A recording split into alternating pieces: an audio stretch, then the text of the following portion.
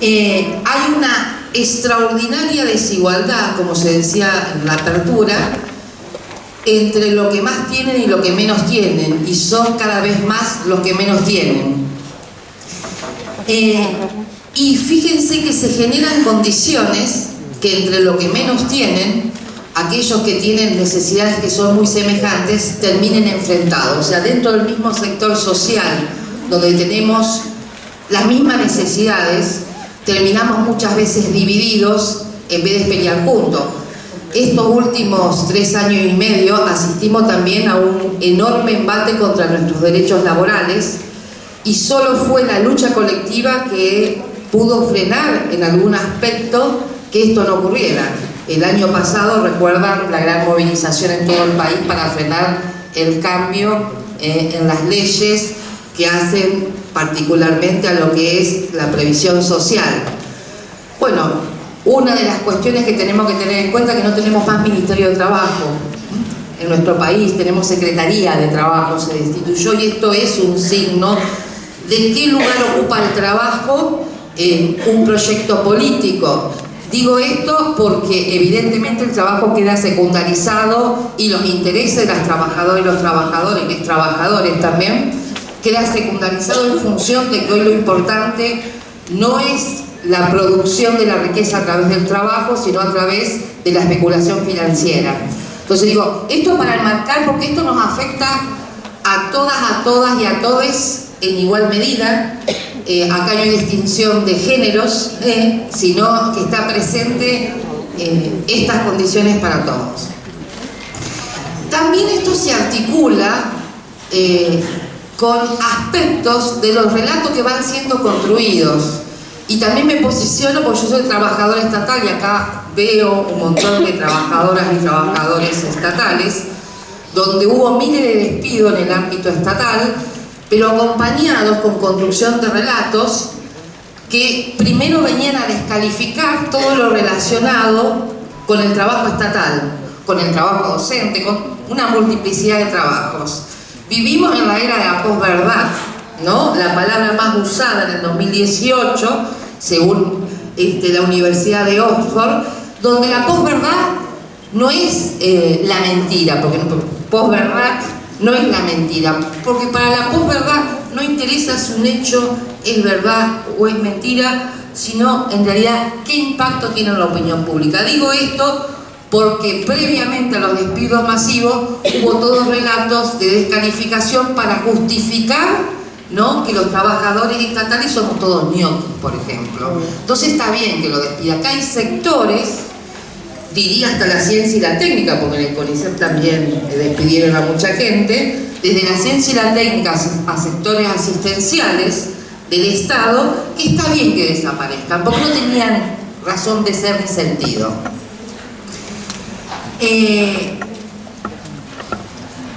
Ser despedido puede ser muy doloroso, pero en el caso de los últimos despidos que venimos asistiendo, vino acompañado con una cuota de violencia muy grande.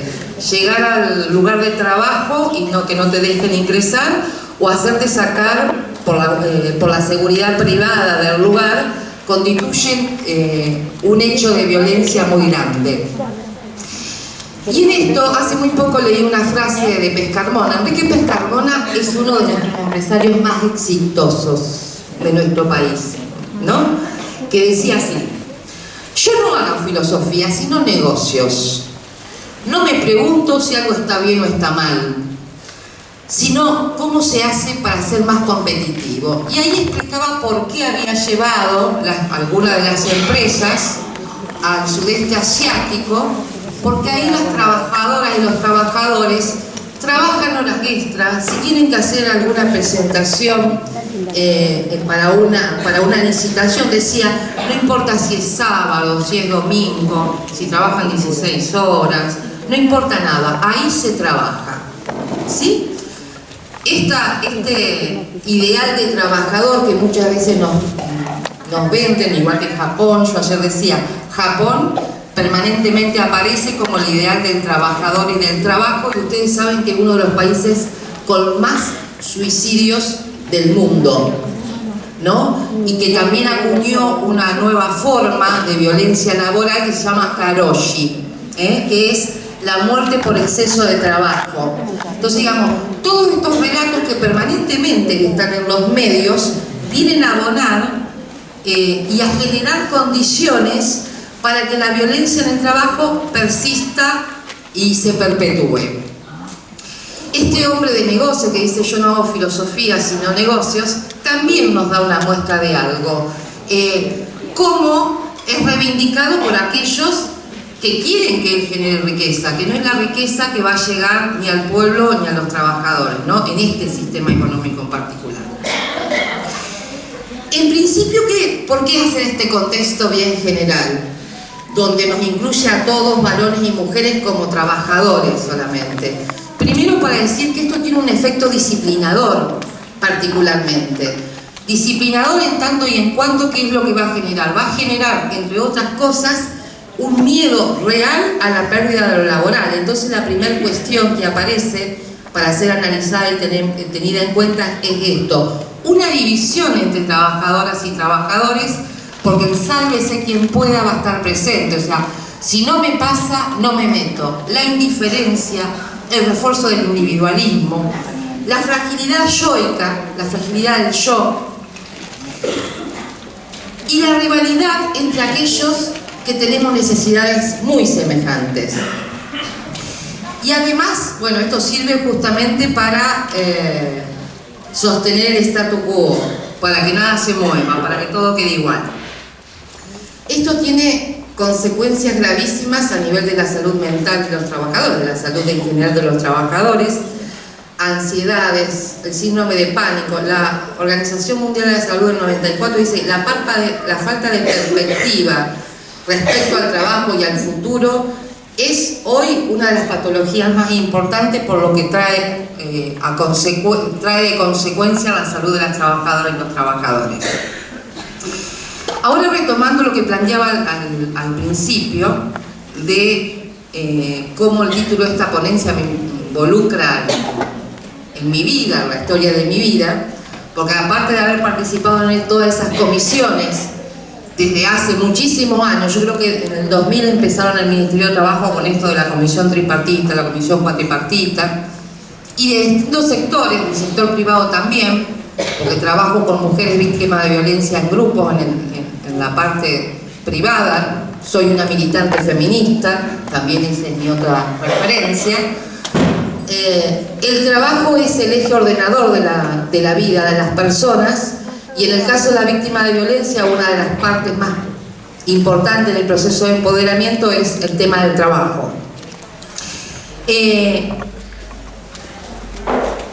Otra de las cuestiones que estoy trabajando hace muchos años, por eso conozco a tantas compañeras de los sindicatos, es a instar a las organizaciones sindicales a que abran las áreas mujeres o áreas de género, para que plantear no solamente la capacitación a los afiliados, afiliadas, delegados y delegados, sino también para generar debate adentro de las organizaciones respecto al lugar que ocupan las mujeres dentro de las organizaciones. Ese es otro aspecto importante y es un desafío que se tiene hoy en día. Decía, el trabajo es una actividad que nos relaciona con el mundo. Tenerlo y no tenerlo hace a nuestra identidad, hace a nuestra salud y a la forma que vemos el mundo y cómo estamos en el mundo. Y hay una relación directa entre el trabajo y la familia, que durante muchos años se analizó como son organizaciones que tienen sus leyes particulares, pero no se lo tomaba en la relación dialéctica que tiene el trabajo y la familia. Yo el otro día estaba en una capacitación con trabajadoras y trabajadores y decíamos durante muchos años, en el trabajo nos decían, hay que dejar los problemas de la casa a la puerta del trabajo, y cuando llegamos a nuestra casa hay que dejar los problemas del trabajo fuera de la casa. Sabemos que a veces lo podemos hacer esa disociación, pero cuando hay situaciones de violencia o precarización en el trabajo, esa cuestión hace que no solo se precarice nuestro trabajo, sino nuestra vida cotidiana y en particular también afecte a nuestra familia. Digo esto porque desde el siglo XIX, a partir del siglo XIX, recién empieza a haber una división entre lo que era el trabajo y la familia. Previamente al siglo XIX, como las unidades familiares y laborales permanecían casi indisolublemente unidas. A partir de que se empieza a hacer esa división entre lo familiar y lo laboral, también hay una división sexual del trabajo, particularmente, donde el hombre queda en su rol de proveedor y la mujer particularmente como reproductora del cuidado de la casa, de los hijos, al cuidado de todo. Sabemos que hoy la realidad nos muestra otra cosa, ¿no? Pero cuando se va haciendo esa división, se van asignando también atributos, aquel que provee, aquel que trae el dinero para el sustento familiar, donde también se le va a poner que es productor, que va a lo público, que es el que tiene el poder de manejar el dinero, ¿sí? Y a la mujer, a la femineidad, es la encargada de conservar los vínculos, de conservar la vida, de criar los hijos.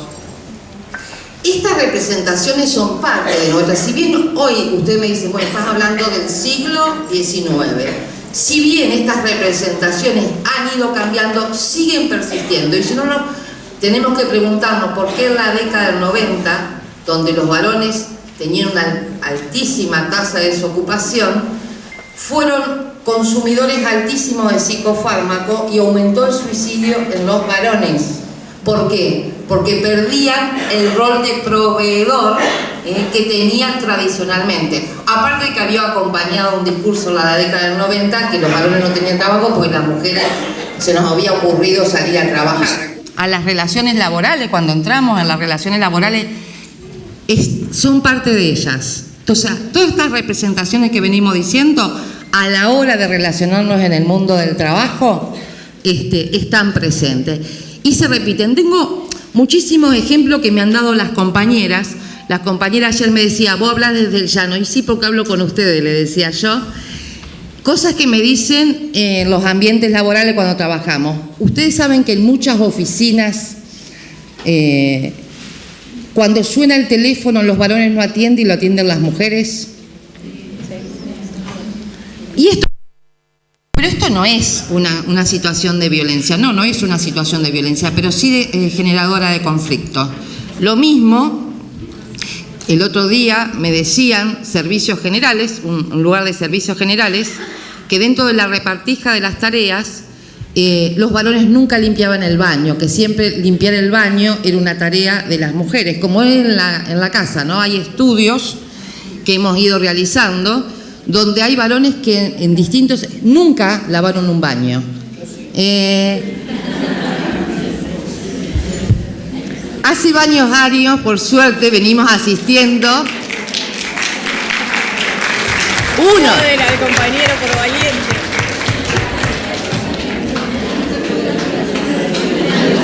Le creemos. Por supuesto. Venimos asistiendo a, entre otras cosas, a un despliegue acá en Argentina en particular del movimiento social de mujeres y del movimiento Ni Una Menos en particular, que conjuntamente con las leyes nacionales y provinciales para erradicar, sancionar la violencia contra las mujeres y prevenir la violencia contra las mujeres, ha puesto sobre el tapete determinadas cosas que no estaban puestas, entre ellos la violencia de género en el ámbito laboral. Ahora, acá los varones, porque no casualmente un varón dijo sí, lavo, mientras que creo que la mayoría de las mujeres que estamos acá hemos lavado muchas veces el baño. Digo esto porque se ha tipificado la violencia de género en el ámbito laboral en particular. Y ustedes me podrán decir, pero bueno, ¿la violencia laboral es de varones y mujeres? Sí, es de varones y mujeres. Es más, ¿hay mujeres acosadoras? Sí, hay mujeres acosadoras, que acosan a otros varones y a otras mujeres también.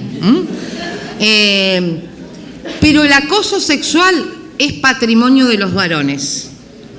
Digo esto porque también la mayoría, el gran porcentaje, el 85% de acosadores son varones, ¿sí?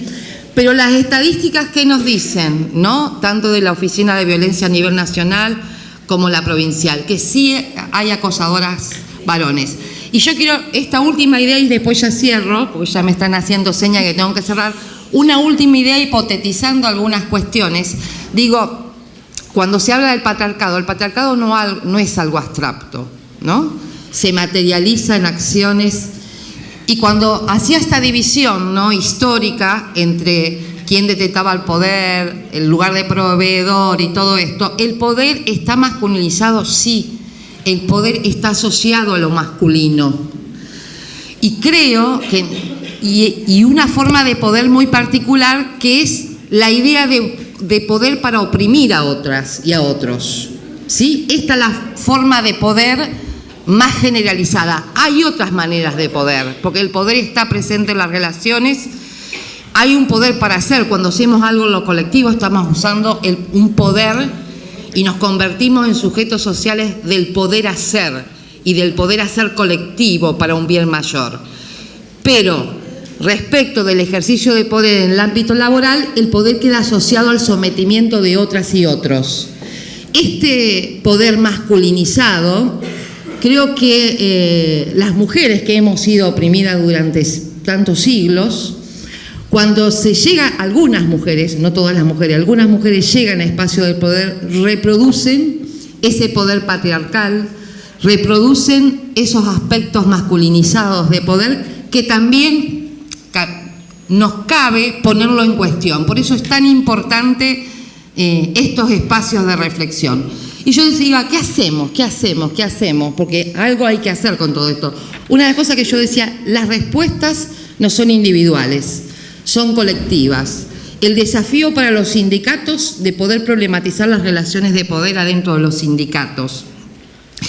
Y yo digo, buscamos un camino de igualdad, pero las mujeres no buscamos quedando en nuestras casas y esperando. Buscamos activamente, demandamos, reclamamos igualdad, no solo en lo salarial, sino en todos los derechos plenos.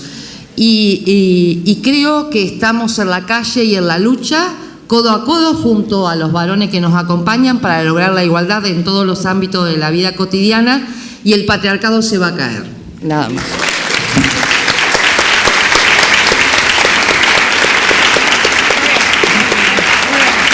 Que me llenó de amor la fortaleza y la unidad que hay. Quiero contarles que además no cuenta el tiempo, ¿no?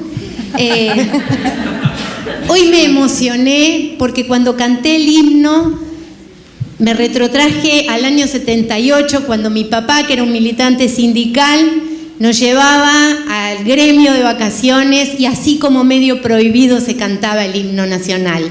Fue emocionante, una experiencia totalmente distinta. Bueno, les voy a contar un poquito, me voy a parar, porque vos me podrás pasar así, sí, para abajo. Claro. Yo soy defensora penal juvenil en Lomas de Zamora, soy abogada, antes de abogada soy maestra y entonces como abogada soy bastante atípica. Esto me lleva a interpelarme tantas cuestiones, ¿no es cierto? Entendí al entrar al Poder Judicial y mucho antes que hay una justicia diferente. Nosotros tendemos a perpetuar una realidad que pensamos que cada vez que hay un delito, porque sepan que la violencia es un delito, cada vez que hay un delito, este delito es propiedad del Estado. El Estado usufructa ese poder, ¿no es cierto? Nos saca la posibilidad de defensa como víctima. Y en realidad, hace años, hace más de 10 años, se viene trabajando en algo totalmente distinto. Hay dos tipos de justicia, y quiero que sepan esto.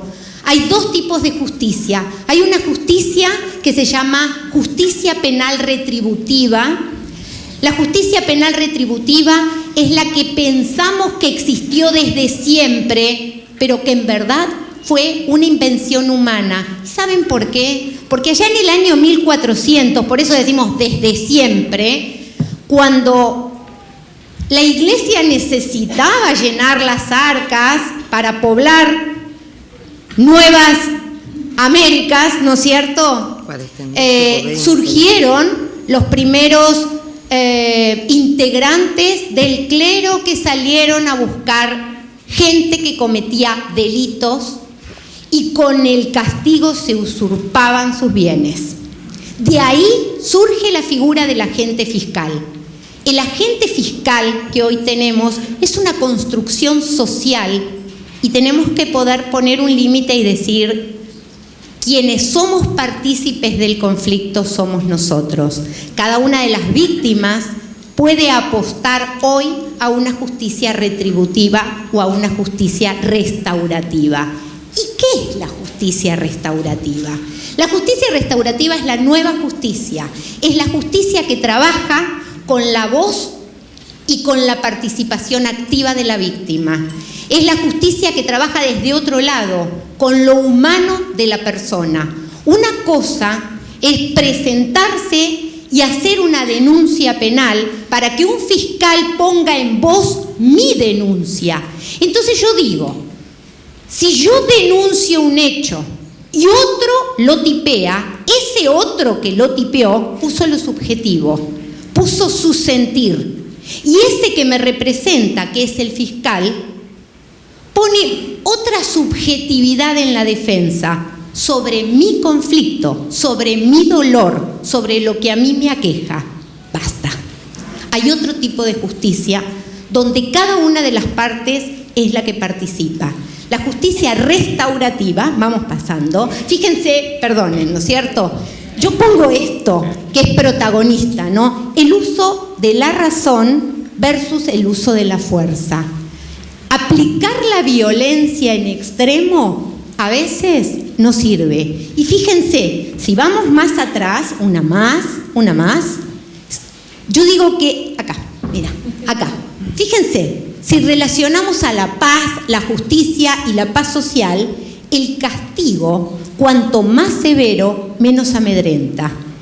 Esto quiere decir que si yo al otro, al opresor, al violento, le pongo una pena tradicional, es mucho más fácil de sobrellevar que aplicar la justicia restaurativa. ¿Y en qué consiste la justicia restaurativa? Bueno, la justicia restaurativa tiene varias patas.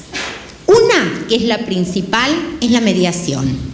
¿Qué es la mediación? La mediación es dar la posibilidad que a través de un mediador y un facilitador las partes puedan autocomponer el conflicto. Y acá les voy a decir que hay dos tipos de justicia restaurativa.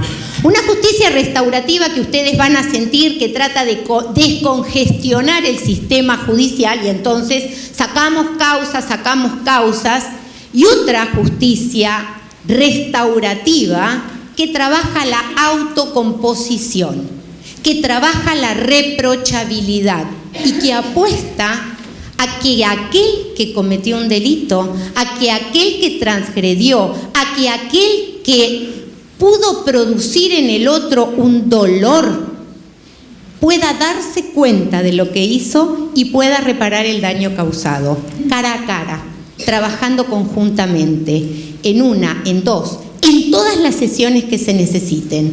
No es la justicia que se acopla a los tiempos procesales que corren, porque el dolor de la víctima lleva tiempo.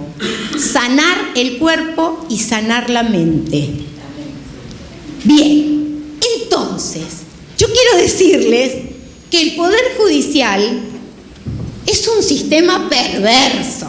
El Poder Judicial es un sistema de poder. Y cuando yo le escuchaba a ella, miren, en la provincia de Buenos Aires, fiscal, juez de primera instancia y defensor, somos concursados y tenemos categoría 20, categoría de juez de primera instancia.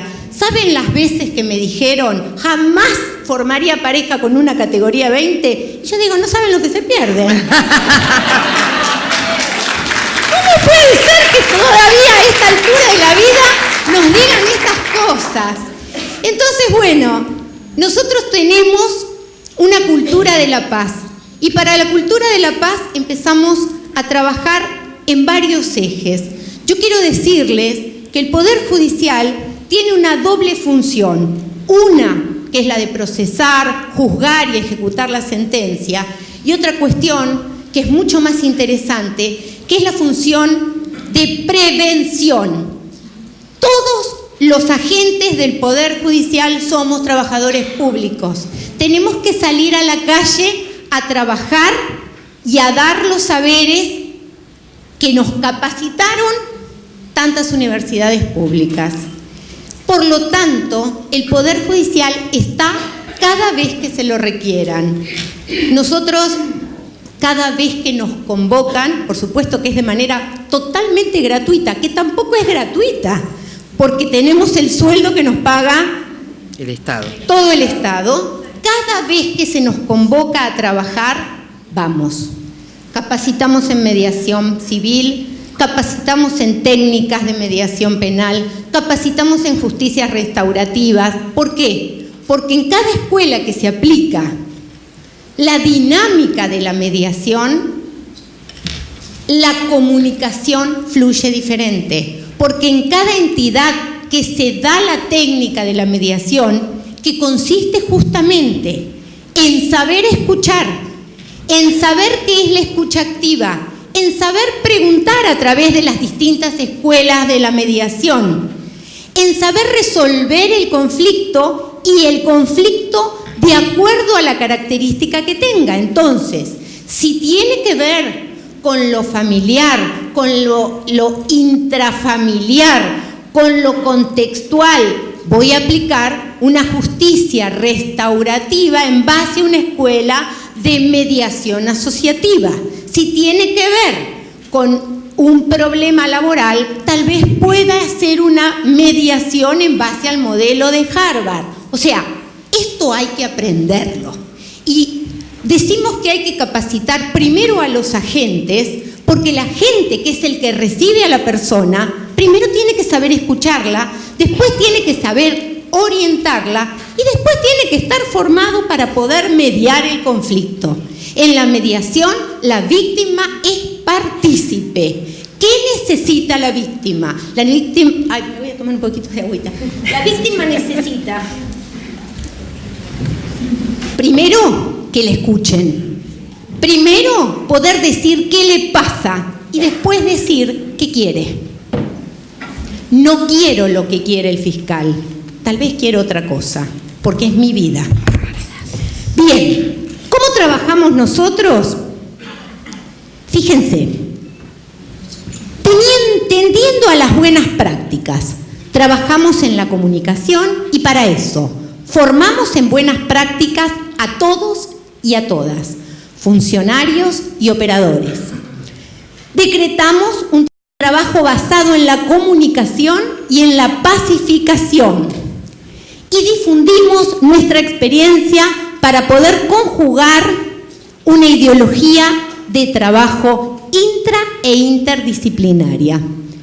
Esto lo hicimos a través de, en materia penal juvenil, creamos un área de mediación penal juvenil y justicia restaurativa con la Fiscalía, con la Defensoría y con todos los equipos técnicos, porque muchas veces, digo que la mayoría de las veces, son mucho mejor mediadores los que son trabajadores sociales, los que son psicólogos, que los que son abogados, que están estigmatizados en un rol que nos va a llevar años dejar de lado. A través del trabajo escolar, formando en las comunidades la mediación escolar, mediación barrial y además justicia restaurativa. Si nosotros formamos en nuestras bases con una nueva ideología de justicia, vamos a tener sociedades más pacíficas. En la difusión y el armado de redes en territorios, en la vecindad, descentralizando la justicia a través de lo que nosotros llamamos descentralización territorial con municipios, porque yo digo muchas veces que la justicia es una garantía y es un deber que tiene todo ciudadano. Pero si yo la justicia la centralizo en un punto y la gente no tiene plata para llegar al palacio de tribunales, entonces yo no le garantizo la justicia al pobre. Por lo tanto, para que todos tengamos igualdad en justicia, a la justicia hay que descentralizarla. Hay que salir del palacio, como yo digo, ¿no es cierto? Hay que poder formar espacios de justicia en otros lugares. Bueno, iba a hablar más de la violencia, pero en verdad tengo poco tiempo. Entonces les voy a mostrar que pensamos en deconstruir esta idea de justicia, pensamos en desarmar y en cómo nos relacionamos con el otro. Y para esto, aquí la pregunta que me interpela: ¿cómo trato o cómo destrato del Poder Judicial? Son ustedes los que tienen que pedir el trato, son ustedes los que tienen que pedir ser partícipes, son ustedes los que tienen como ciudadanos que pedir otra forma de justicia. ¿Por qué? Porque los tratados internacionales están para ser cumplidos. Que no los cumplan tienen que ver con el desconocimiento de la sociedad en hacerlos cumplir. Entonces, hay que formar, hay que capacitarse y hay que exigir. Resuelve, que si lo quieren se los paso, es lo que nosotros como Departamento Judicial decretamos. Fíjense, el Departamento Judicial de Lomas de Zamora, el 26 de octubre de 2018, resuelve crear el programa integral de justicia y prácticas restaurativas, área de mediación y resolución alternativa de conflictos, área de intervención restaurativa en resolución de conflictos de género y de familia, área de intervención restaurativa en resolución de conflictos de la convivencia, intramuros y espacios de encierro. Empezamos a mediar adentro de las cárceles, área de prevención e intervención restaurativa en la resolución de conflictos escolares. Basta de esperar la denuncia. Si una escuela tiene un problema, tiene que levantar el teléfono y pedirle a la justicia que se ocupe. Eso es justicia preventiva. Área de formación y capacitación continua. Estas áreas trabajan con el programa que previamente está realizado. Tenemos protocolos de actuación, tenemos todo para mostrar, para darles, porque cada comunidad, cada territorio es diferente, pero tenemos todo para que ustedes puedan amalgamar, exigir y hacer suyos. Yo les voy a dejar mi PowerPoint, les voy a mostrar un poquito nuestro trabajo, ¿sí? Esta es Marcela, que trabaja complementando esto en lo que es inteligencia emocional, en el sentir.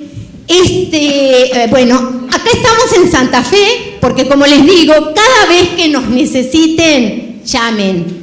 Yo les puse mi mail y mi teléfono. Llamen porque estamos para formar.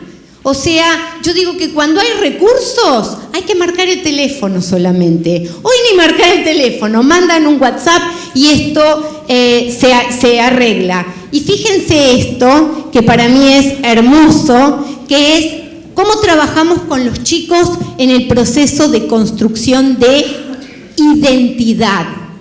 Empezamos a trabajar con los chicos adentro de la cárcel.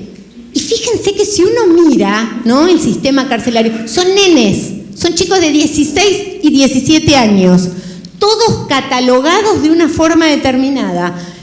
Los sacamos. ¿A dónde los llevamos a trabajar? A la Universidad de Lanús. Entonces miren un antes, miren un después. Esto es maravilloso. Sí. Y voy a terminar con esto. Estos son nuestros chicos. Yo la verdad, cada vez que veo que se trabaja la justicia restaurativa y que un chico no reitera, porque cuando son menores no hablamos de reincidencia, hablamos de reiterancia. Cada vez que veo que un chico no reitera, siento que como argentinos estamos haciendo algo para construir una sociedad más justa.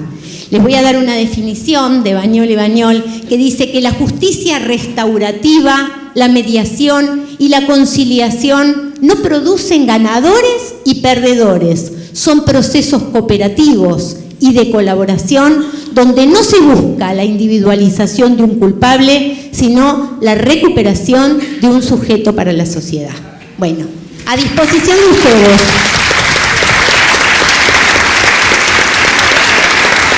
Margarida, ¿querés que te presente? No, perfecto. Agradecemos a Mariela Prada por la exposición. Le damos la bienvenida a la compañera de Brasil, Margarida Barreto.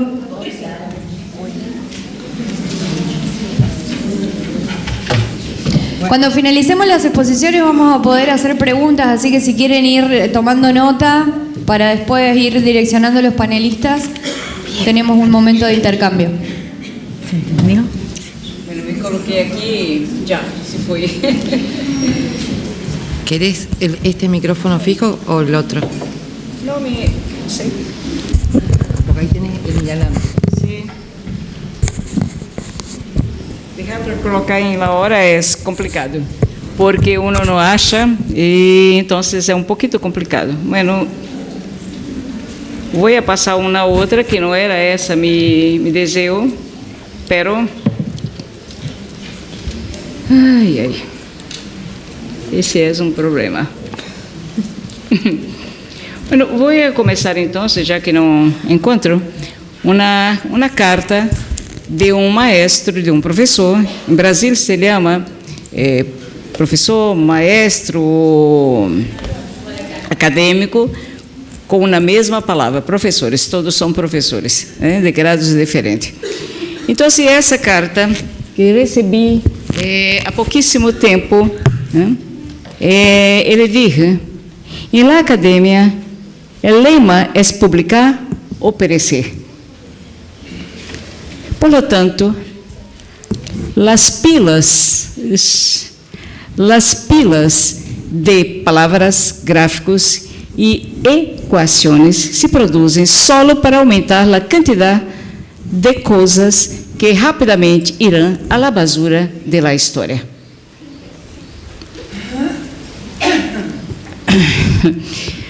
Inflando por um tempo o ego e a reputação locais de alguns.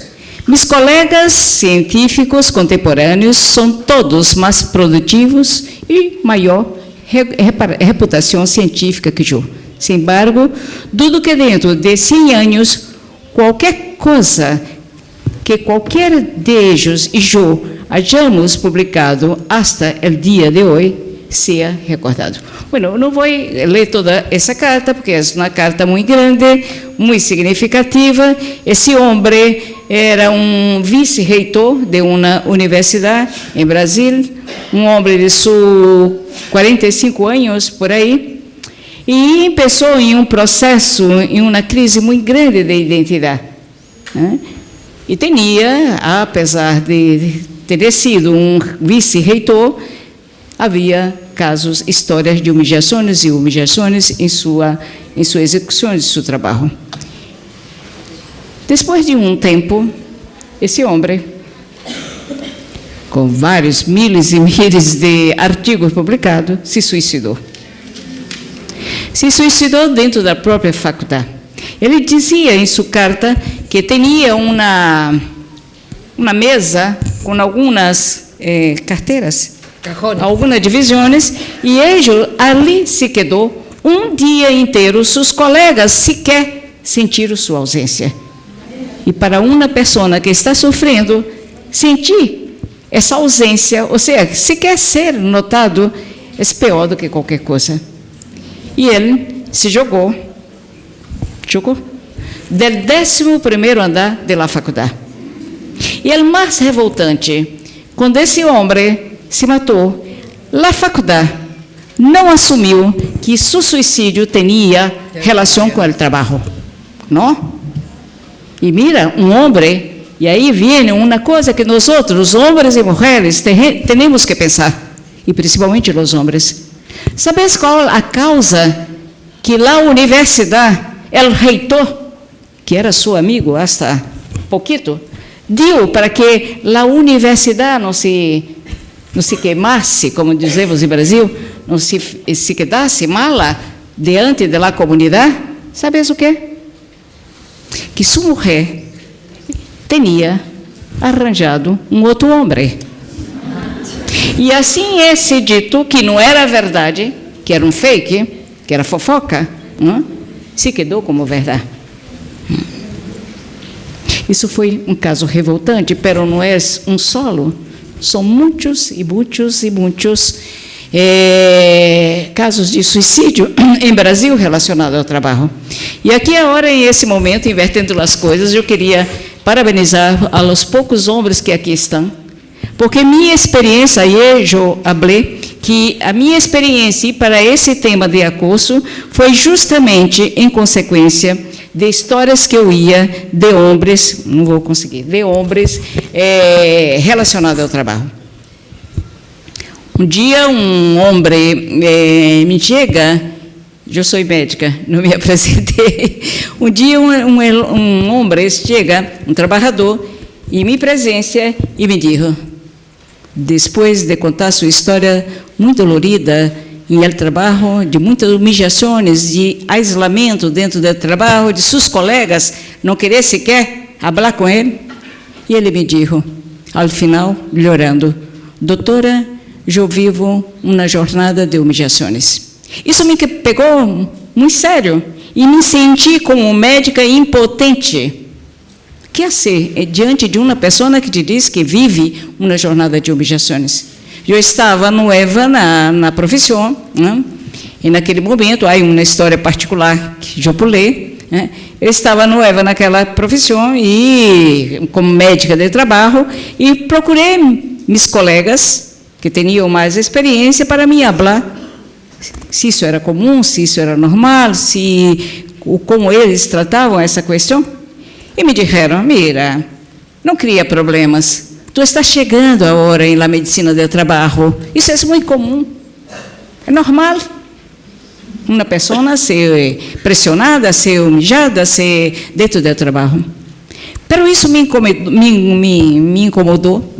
E um fato muito curioso, nesse sindicato, quando os trabalhadores souberam, de alguma forma, que eu falava sobre humilhação, que eu queria saber sobre as humilhações que ocorriam no mundo do trabalho, mirem, houve um dia que eu saí do sindicato, 1h da manhã, uma cola muito grande, as pessoas querendo me contar suas histórias. Então, pera, não é um problema que ocorre de vez em quando, mas sim uma constância. Bueno, como não encontrei amparo, digamos assim, lá medicina, compreensão em lá medicina, por esses casos que eu oía, que eu escutava, e fui para a psicologia social. E na psicologia expliquei o que estava ocorrendo, o que eu oía. Bueno, concluindo, isso ocorreu mais ou menos empecé esse mestrado, um novo mestrado em psicologia. Isso ocorreu em 1996, em 2000, eu defendi a dissertação de mestrado e o título, Uma Jornada de Humilhações. Essa dissertação foi premiada em todo o Brasil como uma das mais um tema novo para a psicologia relacionado ao trabalho e terminei ganhando um prêmio que era a publicação, a edição do livro 3 anos depois, 2003. E nesse espaço colocamos um site em el aire, que hasta hoje está lá, que se chama www.asseriomoral.org, e esse site, em 3 anos, recebeu mais de 50.000 denúncias anônimas. Bueno, nós estamos diante de uma coisa que é terrível, que é assustadora. Continuei isso, o doutorado, aí sim, já específico, com o tema assédio moral, uma violência sutil, é o nome de la tese. Em 2005, defendi a tese com esse tema. E aí já foi uma pesquisa em todo o país, e mirem, são as mulheres, a maior parte. Pero, por favor, não olvidem que os homens também, de qualquer setor, de qualquer nível, dentro de uma empresa, também são, não só a empresa, qualquer categoria, são humilhados, são constrangidos.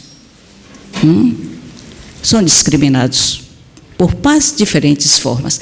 Óbvio que, depois de um tempo, nós outros terminamos fazendo um perfil de quem são esses trabalhadores que são mais humilhados. Pasmem, os dirigentes sindicais ativos, combativos. Aquele dirigente sindical que está lá, tranquilo, com o patrão, não se incomoda esse homem ou essa muchacha. Segundo, as discriminações, principalmente por tua orientação ou opção sexual. Se tu eres gay, nós tivemos um caso em Brasil terrível de empalamento de um homossexual, de um gay, dentro da empresa. Uma empresa muito grande, sadia, que todo mundo conhece. Bueno, os casos são muitos, e muitos, e muitos, e muitos no Brasil. Também a cor negra da pele. Os negros são bastante discriminados em Brasil, e raramente tu vais ver em Brasil um negro alcançando a maior situação dentro da empresa. Está sempre abaixo. Enfim, há um perfil de pessoas que ou são ativas, ou que são sindicalizadas, pero ativas também, ou que são dirigentes, que devem servir de exemplos quando são humilhadas. Bueno, se nós dissemos isso, que el acoso, que as humilhações ocorrem entre duas pessoas, se manifestam entre duas pessoas, eu hoje, depois de todos esses anos trabalhando com esse tema, tenho a convicção, tenho a certeza, a segurança, que há 3 causalidades em todo o acoso. Uma gestão, uma administração que pressiona intensamente para mais produtividade, para ultrapassar a meta, que nunca é a mesma e na mesma jornada. Sempre é uma meta ascendente. Então, essa gestão que pressiona por mais produção, por mais lucratividade, é uma das causas. A segunda causa, os pilares que poderíamos chamar de humilhações em el trabalho, de la opressão em el trabalho, essa é a organização do trabalho. E aqui está um desafio para nós outros que queremos combater, que queremos fazer ações preventivas, que queremos, de fato, um dia, pouco mais lá, eliminar o acoso do mundo do trabalho, a violência do mundo do trabalho, seja qual seja a manifestação, compreender o que é a organização de trabalho hoje. Se nós outros não compreendemos, vamos continuar apontando o outro e o outro como os responsáveis solo.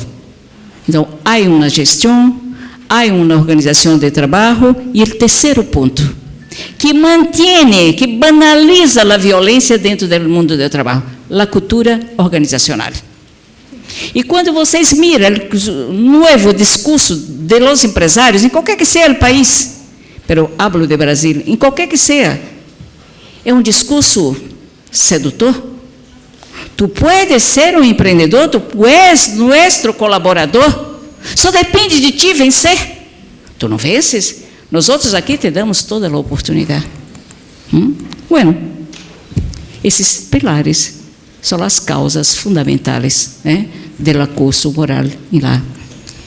E com essa, nós tivemos e temos uma luta muito grande, com envolvimento muito grande dos sindicatos, de todos os sindicatos. Eu estava dizendo hoje que a categoria mais combativa, que mais se envolveu com a luta contra o acoso, foi os bancários, pero não só, os professores, pero não só.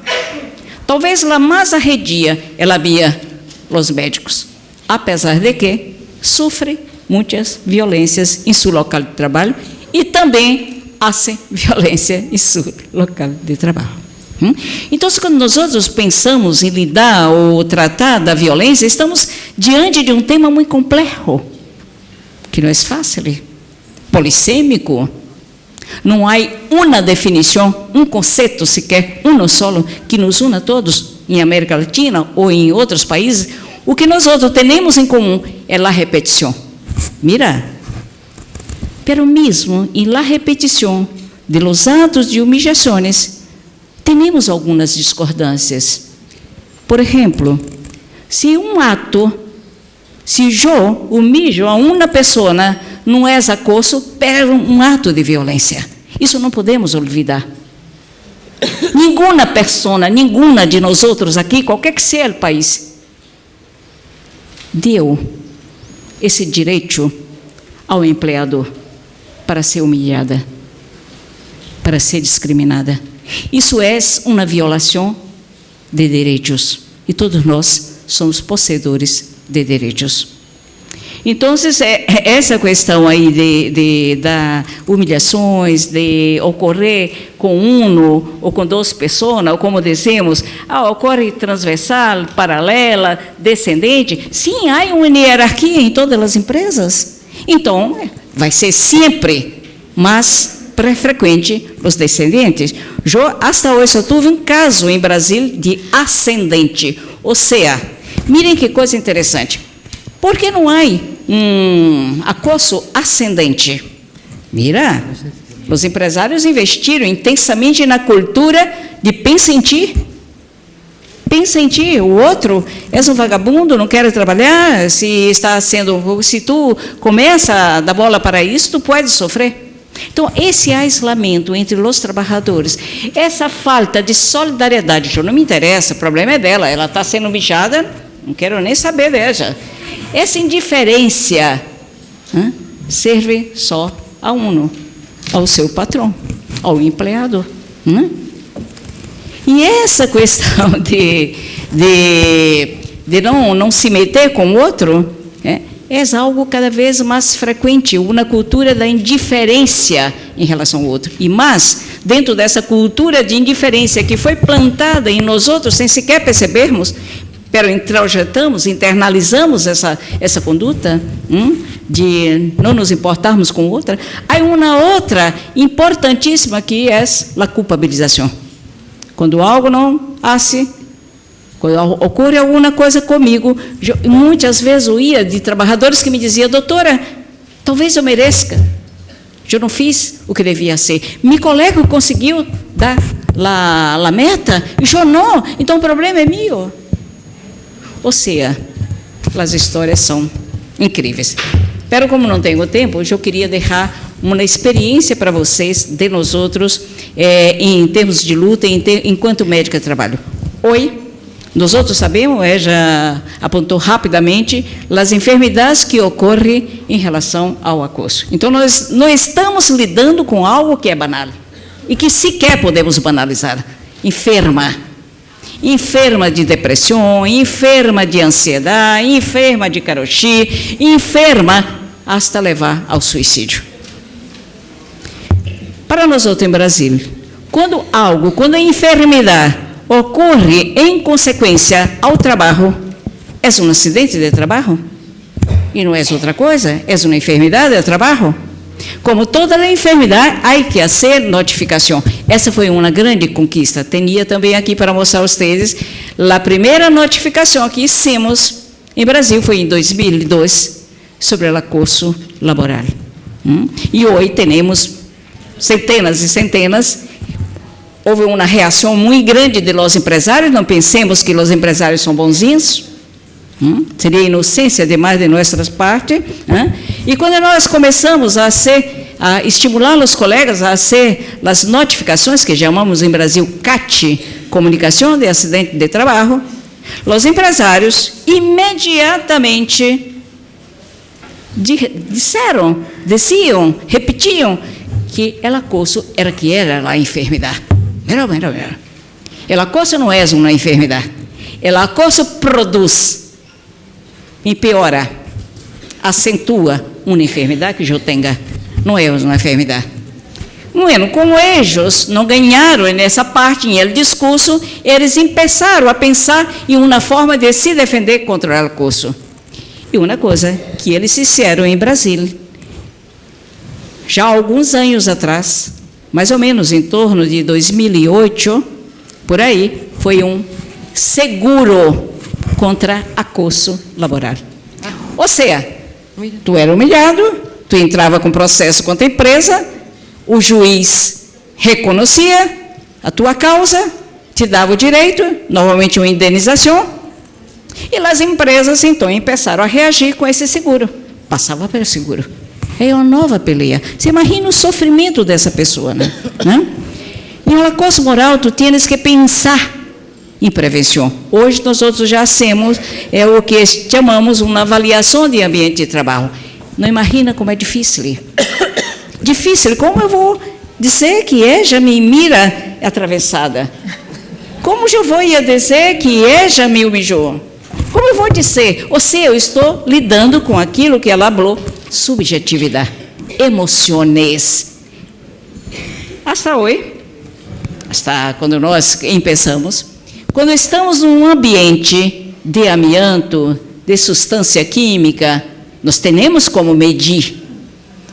Se chama o nível de tolerância de uma substância, de um ruído. Tu trabalha em um ambiente com muito ruído, tens um nível que tu ruído puedes suportar. Pero e a violência? E as emoções? Há como suportá-las? Há que pensar em um limite para nós outros. A violência laboral, o acoso laboral, limite, tolerância zero. Zero. Bem grande. Isso significa mais luta. Isso significa mais dar visibilidade. Isso significa mais discussão. Isso significa mais contato com os trabalhadores. Isso significa os trabalhadores saberem exatamente o que ocorre com eles e por que ocorre e por que são humilhados. Temos hoje em Brasil várias leis, tanto estado, província, como se chama, município também, pero não temos uma lei federal. Imagina-te a hora que não vou entrar nesse critério em esse governo. Não teremos. O pouco que conquistamos, há o peligro de perder. E por isso, sempre, sempre e sempre, juntos somos fortes.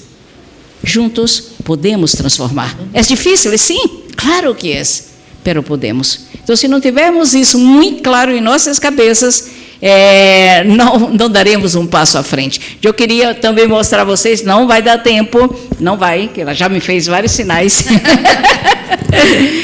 como um profissional, seja médico, seja psicólogo, né? E como nós podemos ou não ajudar a los advogados, sendo que eu coloquei como categorias necessárias para nós diagnosticarmos ou para nós identificarmos se há ou não há acoso. Há situações que não são acoso. Por exemplo, muito rapidamente, um conflito é acoso? Não. Eu vejo o conflito como salutar, como muito bueno, como pode me crescer, pode me alavancar para frente. Pero um conflito que dura 1 mês, 2 meses, não é esse conflito. Algo está errado e que necessita que eu investigue. Bueno, infelizmente não posso falar tudo o que queria, é muita coisa e parabenizo a vocês por estar juntos, por estar firmes e fazendo aí sua luta, é mais do que necessário. Mais do que necessário, eu creio, perdone-me, mas eu creio que nós outros já temos o diagnóstico em nossos países. Por que ocorrem essas violências? Por que ocorrem tantos acidentes no mundo do trabalho? Por que ocorrem suicídios não reconhecidos como do trabalho? Então, o que falta se nós já temos um diagnóstico? O que falta para cambiarmos? O que falta para cambiarmos essa sociedade? Esse sistema. Então, é algo que devemos pensar seriamente e nos unirmos, não nos afastarmos. Graças. Muchas gracias.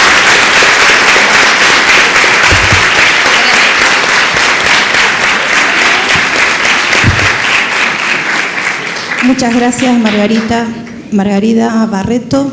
Continuamos ahora la exposición con Lorena Ruiz, que va a exponer sobre la transformación posible de delegados y delegadas sindicales preventores de la violencia. Gracias. Bueno, hemos compartido un panel muy interesante. Nosotras desde la red sindical vamos a compartir con ustedes lo trabajado hasta el momento, que nos permitió llegar al 4º congreso del cual estamos compartiendo hoy entre todas y todos. Nosotros como red, como bien mencionamos en el acto de apertura, comenzamos a funcionar a partir de la firma de un acta que se realizó en noviembre del año 2016. Desde ese momento comenzamos a tener reuniones periódicas, los sindicatos que empezamos a trabajar como parte de esta red. En mi caso, mi sindicato de origen es el Sindicato de Trabajadores Viales. Yo, siendo mujer dentro de una institución puramente técnica, hacia eso nos dirigimos, haciendo un trabajo colaborativo. A partir de este protocolo, que fue en el mes de mayo, a partir del mes de julio, empezamos a funcionar como equipo interdisciplinario en la atención de las diferentes situaciones que se daban en los ámbitos del trabajo, evaluando si tenían que ver o no con situaciones de violencia laboral y de qué manera nosotros como red podíamos empezar a intervenir. Tuvimos muchas situaciones, tenemos actualmente muchas situaciones en las que venimos trabajando, con el respeto y la escucha que la situación merece. Las personas nos dan la devolución de que en estos espacios en los cuales nosotros podemos escuchar lo que a ellos les pasa, encuentran lo que muchas veces en el lugar de trabajo no tienen, que es la posibilidad de hablar de cómo nos sentimos en esos lugares. Margarida mencionaba de la importancia de estar cerca del trabajador. Para nosotros es fundamental saber cómo cada uno de nosotros desarrolla su tarea en lo diario, cuál es el lugar de trabajo en el que estamos, cómo llevamos adelante la tarea, cuáles son nuestros compañeros. Veo algunas caras conocidas, hoy tengo la posibilidad de tener acá presente a compañeros míos de trabajo, en donde el apoyo mutuo y la convicción de que juntos podemos, como decía Margarida, en estas situaciones en las cuales muchas veces no tenemos respuesta, porque no depende solamente de la posibilidad de escucha y de visibilizar la situación, sino después también de la posibilidad de tomar decisiones, que muchas veces nos pasa por los integrantes de la red, que están formadas por bases, sino que pasa por los dirigentes gremiales a quienes nosotros comprometemos con este trabajo diario. Y hemos tenido situaciones en las cuales hemos tenido que sentarnos con el mismo Ministerio de Trabajo a pedir respuesta de por qué no se interviene en una situación en donde sabemos que hay una vulneración de derechos de los trabajadores. A ese mismo ministerio que firmó el protocolo y que pensando que de esa manera quedaba impune. Se dio dentro del ministerio y ahí estuvimos. Entonces a nosotros como red sindical, en este trayecto que venimos haciendo, en este cuarto congreso, hoy tenemos la posibilidad de que los trabajadores se acerquen y encuentren en nosotros la punta de ese gran ovillo que muchas veces tenemos de situaciones y no sabemos por dónde arrancar. Comenzamos con la escucha. Los recibimos, los atendemos, trabajamos de manera personalizada porque cada situación es única. Un hecho puntual puede afectar a una persona de una determinada manera y a otra no. Es la situación violenta que se da. Y es ahí a donde nosotros hacemos hincapié a la hora de poder comunicar. Por eso como red ahora tenemos el proyecto de empezar a formar a nuestras delegadas y a nuestros delegados como preventores de violencia.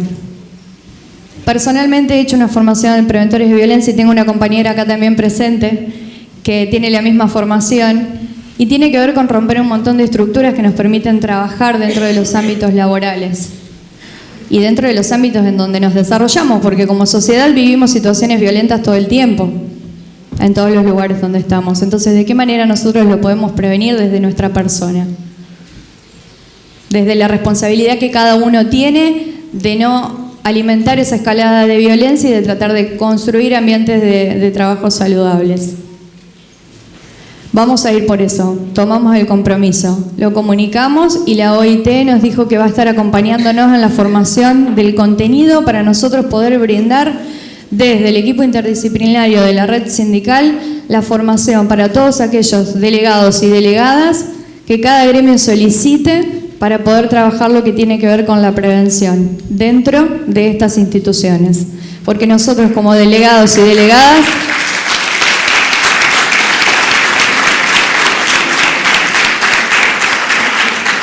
tenemos la responsabilidad de estar a la par del trabajador viendo cuáles son sus necesidades. Y como mencionaban, de que a la hora de un accidente de trabajo, cuando un compañero se rompe una pierna, se lastima un brazo, está lo concreto. En el tema de las emociones tenemos que estar nosotros como personas. Tenemos que trabajar con la empatía, con la escucha, saber de que hay una situación que genera daño. Ese daño que se viene invisibilizando durante hace mucho tiempo y está enfermando a nuestros trabajadores. Nosotros, como red sindical, asumimos el compromiso de brindar la formación y solicitamos a los delegados y delegadas que lo pidan a sus sindicatos, que juntas podemos formar ambientes de trabajo libres de violencia. Muchas gracias.